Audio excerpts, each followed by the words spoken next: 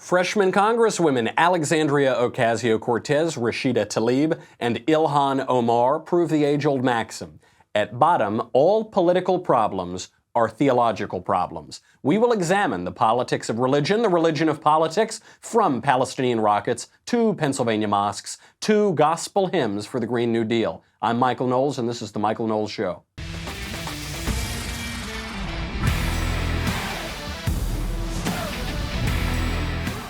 Major violence in Israel over the weekend. Big takeaways here are prominent Democrats in the United States are blaming the victims, and they are siding with terrorists against a United States ally. The reason why is that all politics is ultimately about religion. Every political question, I know you think it might not be, every political question ultimately boils down to a theological question. We'll see why in a second, but first, we're never going to agree on everything.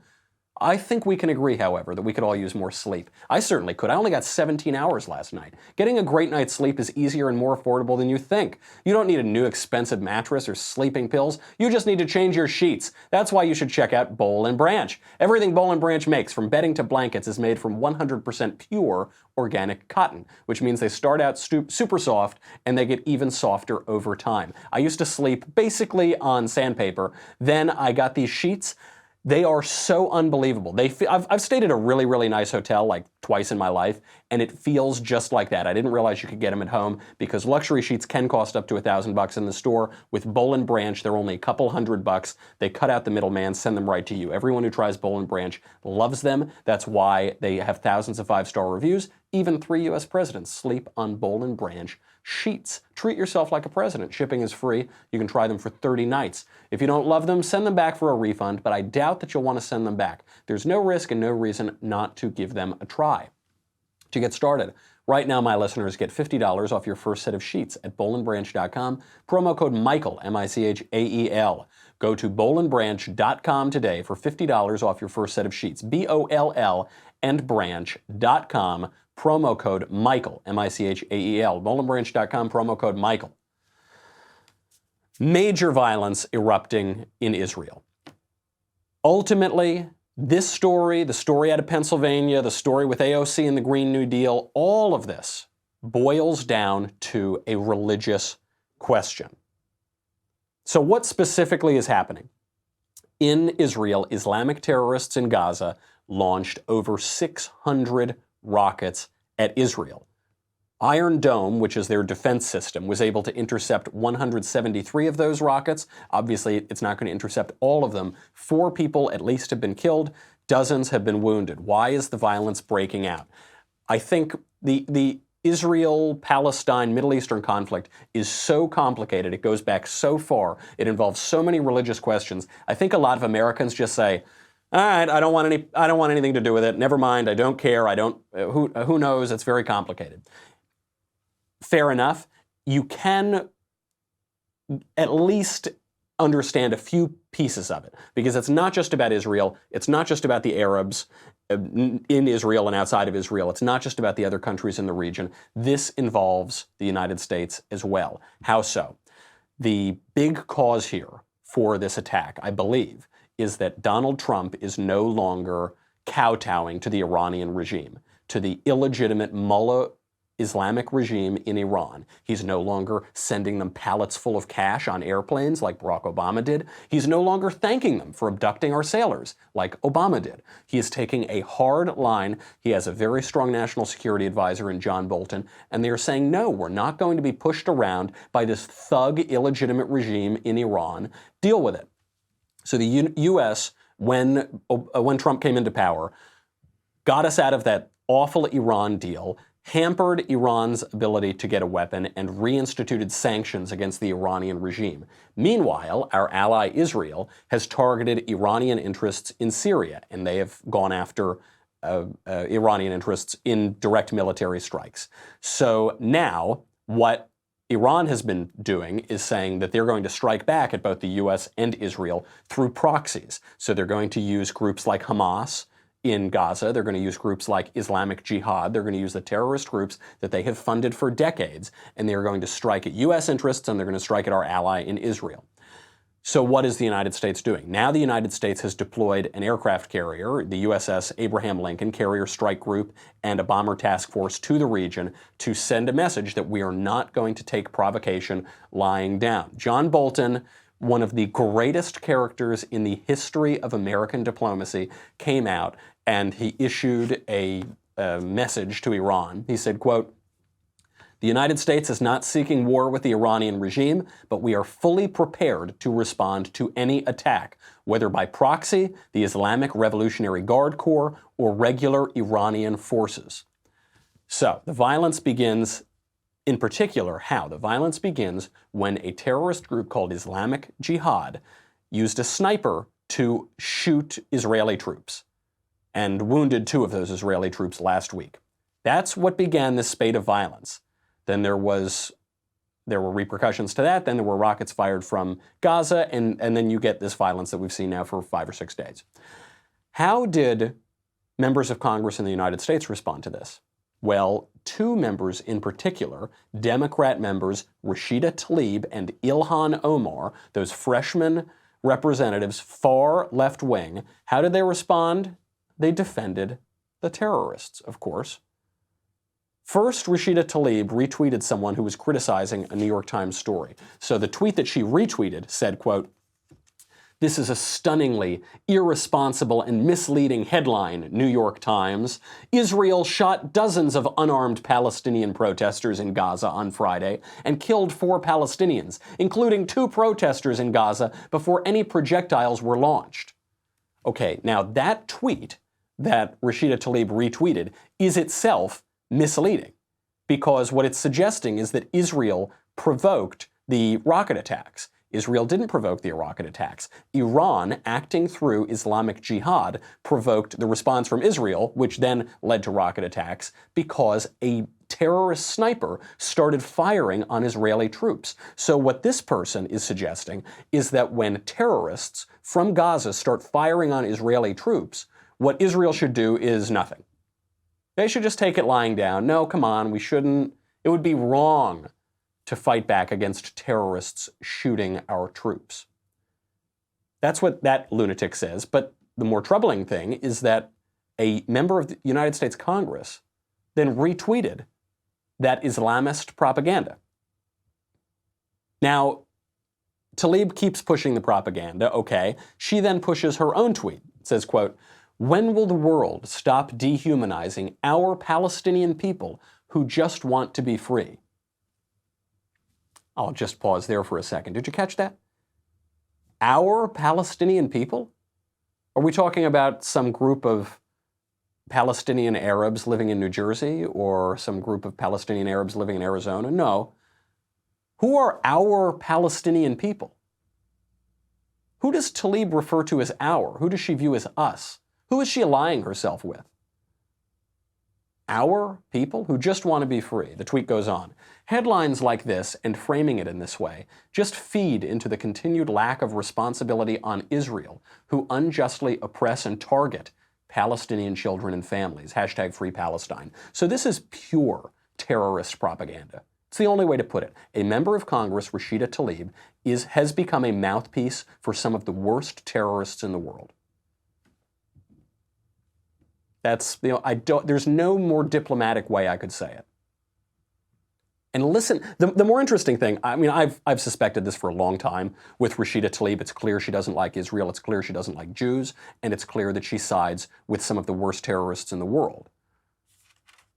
But listen to the language. She's siding with a group, this group of Arabs in so-called Palestine, that elected Hamas to be their government, that elected a terrorist organization to be their government. She's siding with them over an actual ally and a Western-style democracy in the Middle East. But the language, Free Palestine, the people just want to be free. We've talked about this theme for weeks now, this theme that goes throughout all of Western modernity, which is liberation, emancipation. We always want to emancipate. We always want to liberate. We always want to be free. Free is good, not free is bad. Who could disagree with that? Well, what happens when freedom means the opposite of freedom? This is why you've always got to watch out for people who only speak in the terms of abstract rights. Human rights, liberty, equality, fraternity. Whenever they're just talking in those totally abstract terms that are not connected to anything on the ground, that are not connected to actual legal rights, that are not connected to actual people in actual places with actual institutions, when they're just using those words, chances are they're demagogues. Chances are they're trying to trick you. When she says free, she means Arabs in this region get another state. That's what they just want to be free. How many Muslim states are there in the region? How many dozens of Muslim states are there in the region? There's one Jewish state in the world. There are dozens of Muslim states in that region. And now she's saying we need to take away part of the Jewish state to have another Muslim state. Otherwise, these Arabs can't be free. Okay, now what would that state look like? If let's just totally indulge the left's preference here and say we're going to give them freedom, we're going to give them a state. What would that state look like? We'll get to it in a second. But first, admit it. You think that cybercrime is something that happens to other people, not you. Nobody wants your data, right? Hackers can't possibly grab your passwords or credit card details, but you'd be wrong. Stealing data from unsuspecting people on public Wi-Fi is one of the simplest and cheapest ways for hackers to make money. And something tells me that you probably look at some pretty weird websites on the internet. You probably look at some sites that you wouldn't want to get out in the public. You know what I'm talking about? Late at night, you close the blinds, turn the lights off, read the Daily Wire. Yeah, I think we understand each other. You could be writing your passwords and credit card numbers on a huge billboard for the rest of the world to see, which is why I decided to take action. To protect myself, I use ExpressVPN. ExpressVPN secures and anonymizes your internet browsing by encrypting your data and hiding your public IP address.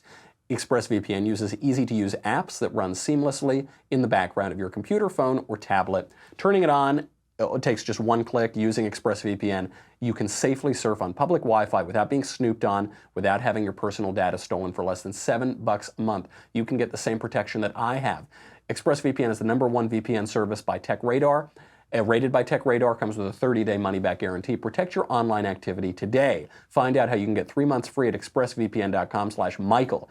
That is expressvpn.com/Michael for 3 months free with a 1-year package. expressvpn.com/Michael, M-I-C-H-A-E-L, to learn more. Let's take Rashida Tlaib's tweet on the surface, just at its face value. They want to be free, and to be free, they need a state. What would that state look like? It would be a state run by Hamas. You would be giving the terrorist organization Hamas, which targets civilians, doesn't just accidentally kill civilians, targets civilians, women and children, uses them as bulletproof vests, not bulletproof for the women and children, uses them as protection from bombs and guns. You would be giving them a country. Free would mean, free Palestine would mean giving international recognition to a group of people that intentionally undermine the international order. You'd be giving a nation to people who undermine our system of nation states. It is a freedom that would undercut everybody else's freedom. Ilhan Omar actually goes further than Rashida Tlaib. She tweets out, quote, "How many more protesters must be shot? Rockets must be fired, and little kids must be killed until the endless cycle of violence ends. The status quo of occupation and humanitarian crisis in Gaza is unsustainable. Only real justice can bring about security and lasting peace." How many more protesters must be shot? How many more rockets must be fired? I don't know. Tell the people in Gaza to stop firing rockets. It's up to them, not up to Israel. They're the ones firing the rockets. They're the ones killing the little kids. It's not an endless cycle of violence necessarily. It's an endless cycle of violence because terrorists in Gaza keep firing on a legitimate state.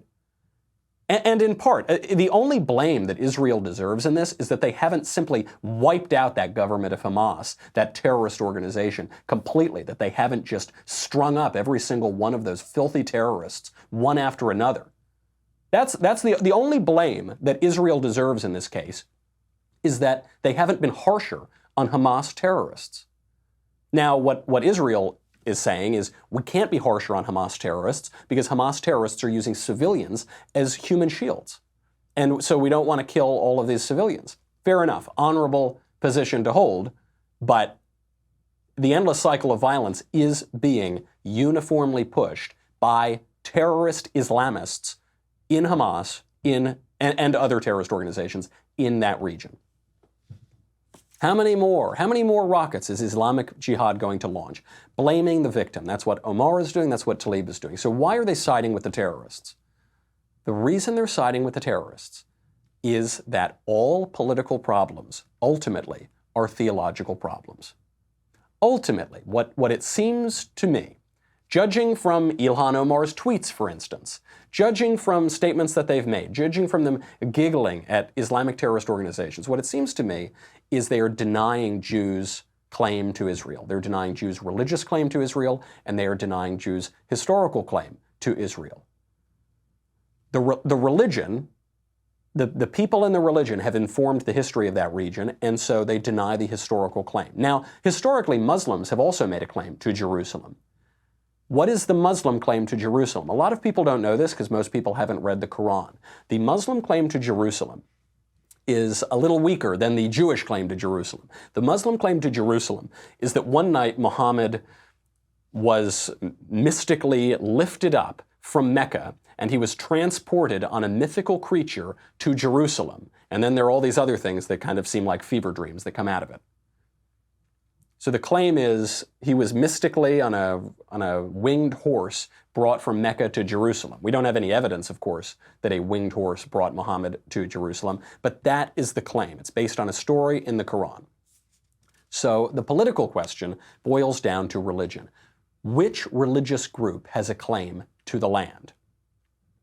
And moreover, what is the difference between Jews and Arabs in the region? You're talking about two different peoples in exactly the same place, and yet they have very different societies, very different cultures. Why is that? Is it some racial issue? Is it that Arabs are just less able to govern themselves than ethnic Jews? I don't think so. I don't think there's any evidence for that. Is it even culture primarily? I don't know. What is culture? Culture comes from cult. Culture comes from, the two words, by the way, culture and cult, are linked etymologically. They both come from the same place. What it means is, it's like Andrew Breitbart said, politics is downstream from culture, culture is downstream of what the culture worships, religion. So you've got these two religions. You've got the people informed by Judaism, and also from the West, which was formed by Judaism, and also Christianity, and also Greek philosophy. And you've got a culture that is informed by Islam. And they form different peoples, they form different politics, they form different claims to land, and they form different alliances. So the strategic question for the United States is, who would we rather ally ourselves with? Would we rather ally ourselves with Israel or with Hamas? Would you rather ally yourself with Bibi Netanyahu, who during the administration of Barack Obama was the leader of the free world, or would you rather ally yourself with Hamas terrorists? Western-style democracy or Islamist rogue pseudo-states? What would you rather ally yourself with?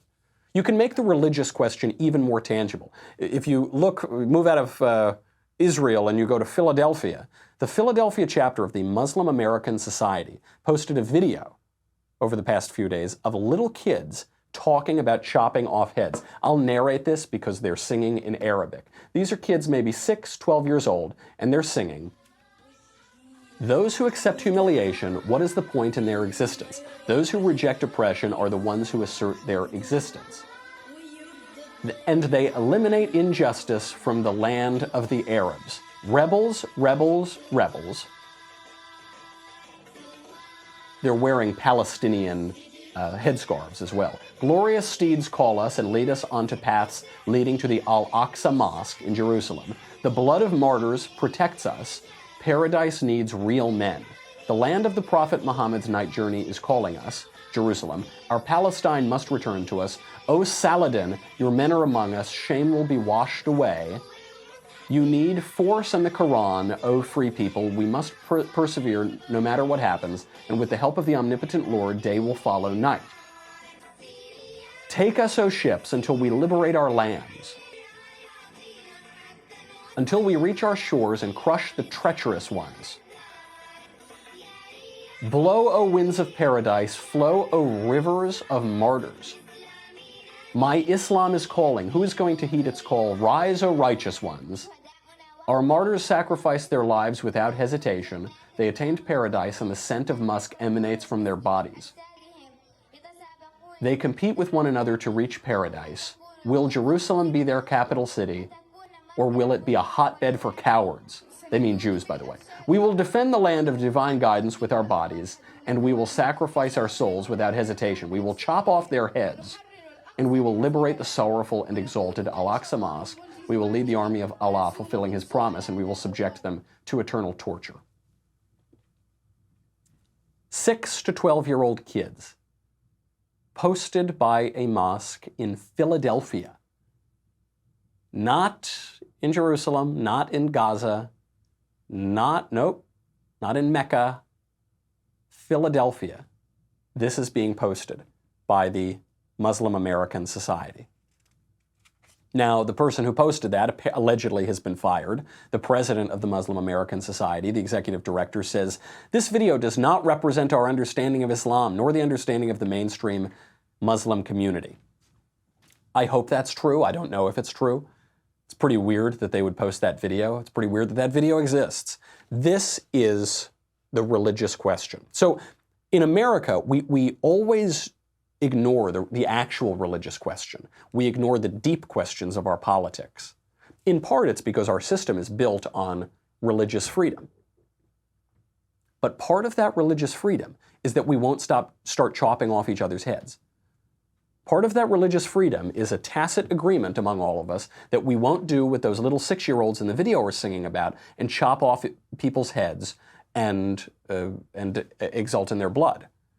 If religious freedom encourages people to start chopping off people's heads for believing in Christianity or Judaism, you have undercut the entire point of that religious freedom. G.K. Chesterton has this line. He wrote, "There is a thought that stops thought, and that is the only thought that ought to be stopped." There is a religious freedom that stops religious freedom. How could that possibly be true religious freedom? At a certain point in the conversation, when you're talking about politics and culture and religion, the phrase religious freedom is not enough. In our culture, we're so into this right now. We say, you do you. Don't yuck my yum. Well, that's you can do whatever you want to do, and I'll do whatever I want to do, and we don't need to talk about the thing itself. We're just talking about freedom. We're all free. We can do whatever we want. You sometimes have to get to the ideas themselves. Politics is down from culture. Culture is down from religion. And sometimes you have to say, not all religions are the same. You don't see the Catholic parish in Philadelphia making videos of 6-year-olds talking about chopping off people's heads. You don't see the Methodists in Philadelphia making videos about chopping off people's heads and posting them to their Facebook pages. There are different religious views, and those different religious views create different cultures, and those different cultures have different politics. And you can't just assume that you can take one politics, the politics informed by chopping off people's heads, and throw it into the West, and it'll all be exactly fine, and it'll all be the same, and everyone will get along. No. That's not how it works. We're very open in the West because our politics is formed by a real openness, by a real toleration. Not everybody agrees with those ideas. And to make an idol out of those then is to invite your own death, is to invite the destruction of those ideas themselves. It's cultural suicide. The left has very weird religious ideas. I don't know how I can make this point any clearer. You can forget about Islam. Just look at the religion of leftism. This was the clearest in Ilhan Omar and Rashida Tlaib's colleague, Alexandria Ocasio-Cortez. She sang a gospel song for the Green New Deal. And it is truly the funniest video that has come out of politics in the last many weeks. But you can only see it if you go to dailywire.com. $10 a month, $100 for an annual membership. You get me, you get the Andrew Klavan Show, you get the Ben Shapiro Show, you get to ask questions in the mailbag, you get the Matt Walsh Show, you get to ask questions backstage, you get Another Kingdom, you get the Leftist Tears Tumblr. When we start playing that AOC gospel song, the leftist tears are going to flow. Go over to dailywire.com. We'll be right back.